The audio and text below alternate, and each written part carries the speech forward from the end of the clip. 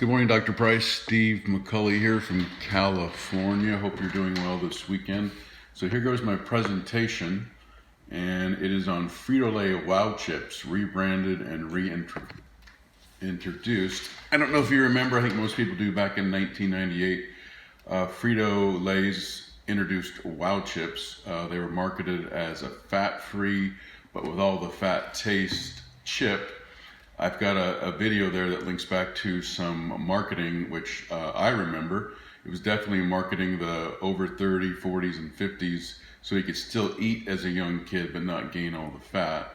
The new ingredient was Olestra, and if you remember, like I do, there were a lot of problems with Olestra that apparently didn't come out in market research or in the medical bio research they should have done, because it caused a lot of intestinal problems for folks.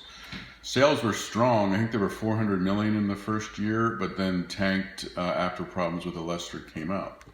So this is fictitious, of course, and so I am reintroducing a new and improved product. It's the Frito-Lay Wow Now non-fat chips with total fat flavor, with a new wonder ingredient of a re-engineered Olestra that not only is fat-free, but also dramatically reduces cholesterol. So you can imagine the appeal to the appropriate target audience of these new chips and all the brands that Frito-Lay could develop. So to do this, there's going to have to be some market research done from your SWOT analysis. So you're looking at strengths, weaknesses, opportunities, and threats. So there's a lot of strengths and opportunities, especially opportunities in this brand, marketing to a particular segment of the population. We're going to get into the segment more. And I think the strength is that Frito-Lay is already a huge player in the market of chip business. So going through the SWOT analysis and identifying the opportunities, I mean, again, I think it's a minefield of opportunities if this were a real product for Frito-Lay and for the appropriate target market. So you're going to want to do some market analysis. And the market analysis, basically numbers, characteristics, and trends. It's going to show the potential of numbers of customers divided into smaller segments, and we're going to get into segmentation in a minute. To assist with this, so you can look at identifying the customer, the trends, and the branding and the marketing needed, you can do some qualitative and quantitative research, again having to look at market segmentation. You know, the qualitative is, which I participated in, is focus groups, getting a lot of maybe smaller, granular, defined feedback.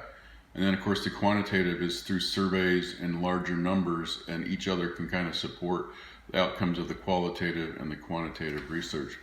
So we've talked about market segmentation, so the next slide goes into market segmentation. And the purpose of segmenting the market is it allows you to digest it much easier and determine what specific segments of the market you want to target, particular marketing you may want to target, and the types of brands. And so there's four basic categories: geographic, psychographic, demographic, and behavioral. So from a geographic standpoint, since Frito-Lay is a global company, through your market research, there may be particular portions of the country you want to target heavier. Obviously, I think this type of product, being fat-free and quality of life, probably stronger in North America throughout. And then psychographics, you know, looking at lifestyle, concerns, personality, values, attitudes. I mean, I'm 57 years old, so I would fit right into this market segmentation or demographic. You're older, you might be concerned about health, are you on a cholesterol medication, as this allows you something to eat, like I said, like you used to, but also take advantage of dramatically reducing dangerous cholesterol, which I think would fit right into the target demographic lifestyle. On demographics, we talked about a little bit age. I would say late 30s into the late 50s. Gender, well, I think it's going to be equally split between male and female. Income, not sure that particularly matters, or education. Life stage certainly does, as we talked about several times. And then behavioral, one of the ones that sticks out to me as benefits sought would be able to eat like you like, no fat, but also too at the same time it's scrubbing away at that nasty cholesterol. And buyer stage, let's see, usage and purchase. I mean, again, I think people are going to, if they can get the same taste with no fat and reduced cholesterol, I think it's also going to be a behavioral focused purchase. So key performance indicators in the market. You got to convince your executives to do measurements. I think there's fear of measurements and outcomes because it might affect executives' bonuses or impacts. It might reveal failure or loss, but that's a mistake and you need to measure it. So I think some key indicators with this marketing and this product is going to be, increased sales of the product line, because it won't just be for a potato chip. This would be for all chips that Frito-Lay markets. Increase in the market share. I would imagine that, and I'm sure having a trademark on this product is going to dramatically allow Frito-Lay to impact the non-fat, reduced fat market and really dramatically capture a market share. And followed by that would be the profits and share value.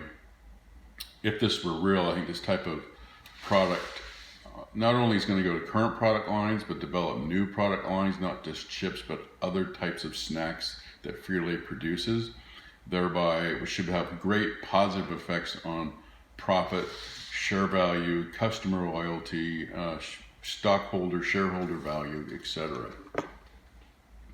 A great way for company executives and others from top to bottom, inside and out, is to have a strategic balanced scorecard, which is this next slide.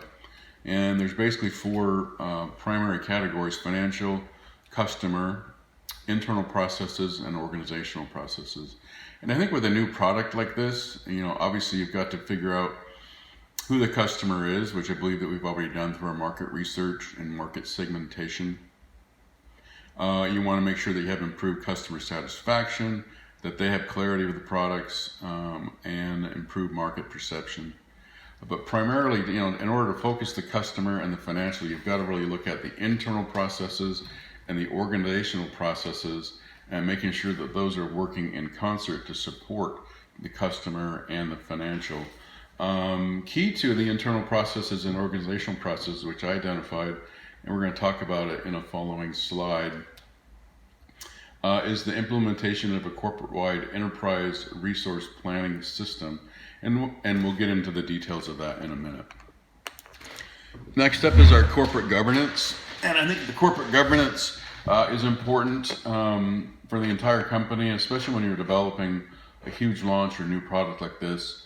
The company needs to decide, does it want to maximize shareholder value, or should it balance the interest of all stakeholders, meaning not only the shareholder, but the employees, internal stakeholders, and external. And as I've identified here, there's three steps to establish effective governance. You got to select one of your objectives. It has to be clear. There has to be written policies and procedures about behaviors consistent with the objective. And I think the most important part is that you're allowing your shareholders or stakeholders, do they want to opt in on this and support, or do they want to opt out? And in continued support of this type of recategorization or reintroducing of the brand, is you have to make sure that personnel are in a line for the benefit of not only the corporation, but for the customer. So one of the main things that I got out of the material was reevaluating the way that we manage our people in order to be successful, maybe in this group rebranding, but then throughout the corporation. And I think getting away from the old traditional that I'm used to, performance management, is really looking at the team and then rewarding that team in order of monetary compensation, bonuses. It allows the employees and the managers to see each other's productivity clearly. And I think the most important part about this realignment of performance evaluation and having compensation and fair bonuses is it really is, in my last bullet, they're going to fuel the performance naturally and create cohesion and better morale. So we talked about this earlier, the enterprise resource planning system. In talking about integrating personnel in all parts of the company, I think this is a great example, and from the reading we found that Oracle is one of the major players in this. Rather than a corporation buying systems that don't communicate, manufacturing, finance, auditing, others, you buy one system, and rather than spending millions to get them to communicate, they all communicate all aspects of the business. And from the reading, it was found that overall cost could be reduced by 30%. It enables the company to become very process driven. And what I really got gleaned from this was there's a singular version of the truth, meaning that everyone's receiving the same data. It can't be manipulated through systems. Nobody can hide. It's all out there.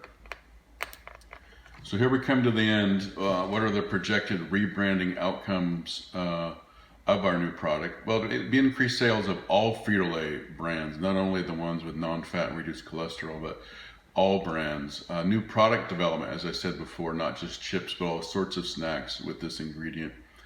Probably a huge market saturation, and I think Frito-Lay's got a lot of brand loyalty. I think this would create a lot more loyalty. And then, of course, bottom line with anything else is just a lot of increased share value, shareholder confidence, and bottom line is profits for Frito-Lay that not only benefit the shareholder, but also the employees internally with continued job security and benefits. Hope some of that made sense. Hope you like the PowerPoint presentation. That's not my forte. And hope you have a great rest of the weekend. Thanks.